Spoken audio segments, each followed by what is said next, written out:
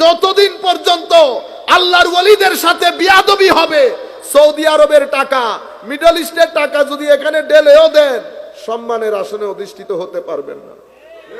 সম্মানের আসনে নিজের আইডেন্টিটি সব সময় গোপন করতে হবে। মানুষকে নিজের আইডেন্টিটি বলতে পারবেন না। বলেন দেখি আমার মতো করে, আমি আপনাকে বলছি, আমি আহলুস সুন্নাহ ওয়াল জামা, আমি মাতুরিদি, আমি হানাফি, আমি কাদেরি। বুঝতে পেরেছেন? আপনিও দেন পরিচয়, পরিচয় গোপন করেন, মানুষের সামনে বলতে পারেন না, লজ্জায় পড়ে যান। আমি বলছি আপনি যেই করেন, বস এতটুকু আবদার, আল্লাহর ওলিদের সাথে বেয়াদবি করিয়েন না। সম্মানিত উপস্থিতি, আখেরি কথা, হযরতে বেয়াদবি করা শুরু করে, তুলে দেন, উঠেন এখান থেকে। উঠতে হবে, হ্যাঁ এখানে বসা যাবে না। তুলে দেয়, তুলে দেওয়ার পরে আচ্ছা ঠিক আছে বলে খাজা মাইনুদ্দিন বের হলেন আল্লাহর ওলিদেরকে নিয়ে।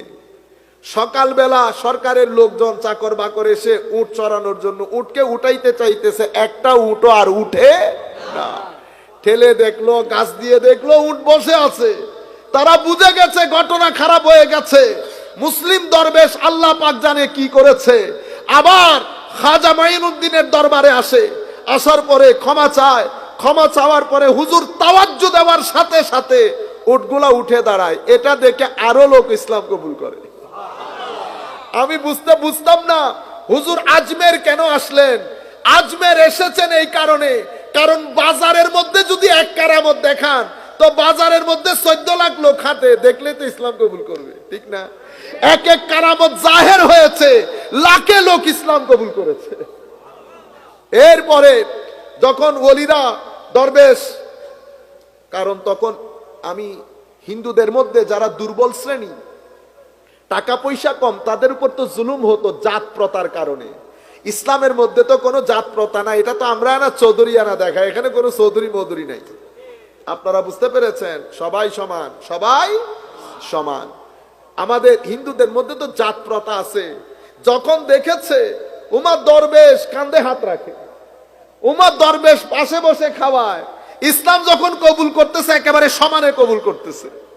এটা দেখার পরে আনা সাগরের আনা বিবি এর মাথা গেছে খারাপ হয়ে। আনা সাগরের আশেপাশে তখন বিভিন্ন তাদের উপাসনালয়।